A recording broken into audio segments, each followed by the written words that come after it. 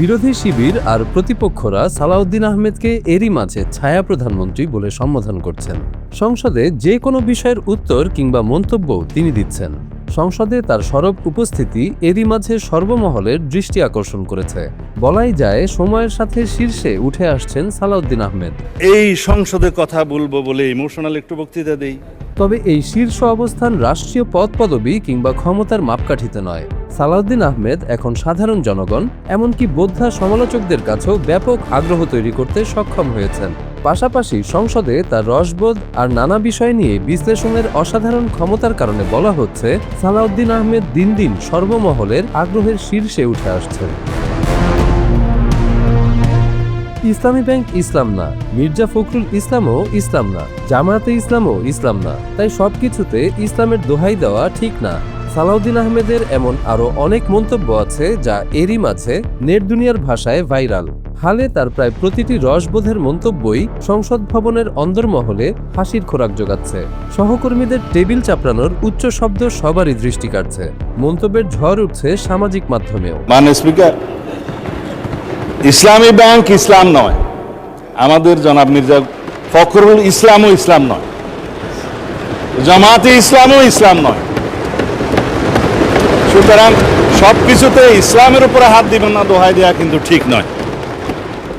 কেবল এই সংলাপই নয়, ইদানিং সালাউদ্দিন আহমেদের কবিতার চরণ আওড়ানো কিংবা ঠোঁটের কোণে হাসির ঝিলিক রেখে বিরোধী পক্ষকে তীর্যক ব্যঙ্গাত্মক জবাব দেওয়া দারুণ উপভোগ করছেন সব শ্রেণীর মানুষ। কেবল সালাউদ্দিন আহমেদই নন, হাসনাত আবদুল্লাহ, আন্দালিব রহমান পার্থ, রুমিন ফারহানা সহ বেশ কয়েকজন সংসদ কখন কথা বলবেন সেটার জন্য অপেক্ষায় থাকেন সাধারণ মানুষ। তবে সবাইকে ছাড়িয়ে গেছেন সালাউদ্দিন আহমেদ। বিজ্ঞজনদের মতে ডজন খানেক সংসদ সদস্যের উপস্থিতি অধিবেশনগুলোতে এক ধরনের প্রাণ ফিরিয়ে দিয়েছে। সালাউদ্দিন আহমেদ কখনো স্বরচিত কবিতা শুনিয়ে সংসদ মাতাচ্ছেন, কখনো বিখ্যাত কবিতার চরণ টেনে প্রতিপক্ষকে কাব্যিক খোঁচা দিচ্ছেন। তার বাচনভঙ্গি, কণ্ঠস্বর, স্পষ্ট উচ্চারণ আর সংলাপ প্রক্ষেপণ স্বরাষ্ট্রের মতো নিরস একটি দপ্তরের মন্ত্রী হিসেবে একটু বেমানান মনে হলেও রসবোধের কারণে সবার কাছে সেটা এখন উপভোগ্য হয়ে উঠেছে। সংসদের সব বিভাগের মন্ত্রীরাই কম বেশি উপস্থিত থাকেন, কিন্তু কোনো প্রশ্ন উঠলেই মাঝে মধ্যে দেখা যায় উত্তর দিচ্ছেন সালাউদ্দিন আহমেদ। কেউ কেউ মজা করে বলছেন 999 যেমন একটি হেল্পলাইন, তেমনি সরকারের হেল্পলাইন আপাতত সালাউদ্দিন। রাজনীতিবিদদের বক্তব্য সাধারণত ভাইরাল হয় বিতর্কের কারণে, কিন্তু সালাউদ্দিন আহমেদের ক্ষেত্রে অনেক সময় বক্তব্যের বিষয়বস্তুর চেয়ে উপস্থাপনাটাই বেশি আলোচিত হচ্ছে। কেউ তার বক্তব্যের ক্লিপ শেয়ার করছেন, কেউ কবিতার অংশ কেটে আলাদা ভিডিও বানাচ্ছেন, কেউ আবার সংসদের নতুন নাম দিয়েছেন সালাউদ্দিন সাহিত্য সংসদ। বাংলাদেশের রাজনীতিতে ভাইরাল বক্তব্য নতুন কিছু নয়, তবে সালাউদ্দিন আহমেদের ক্ষেত্রে একটু ভিন্ন চিত্র দেখা যাচ্ছে। অনেক সময় বক্তব্যের বিষয়বস্তু নয়, বরং কিভাবে বললেন সেটাই বেশি উপভোগ করেন দর্শক শ্রোতারা। সালাউদ্দিন আহমেদের কণ্ঠের ওঠানামা, ঠোঁটের কোণে মৃদু হাসি, দম নেওয়া, তারপর একটি ব্যঙ্গাত্মক সংলাপ, ব্যাস সামাজিক মাধ্যমের নতুন কন্টেন্ট, নতুন রিল, নতুন মিম।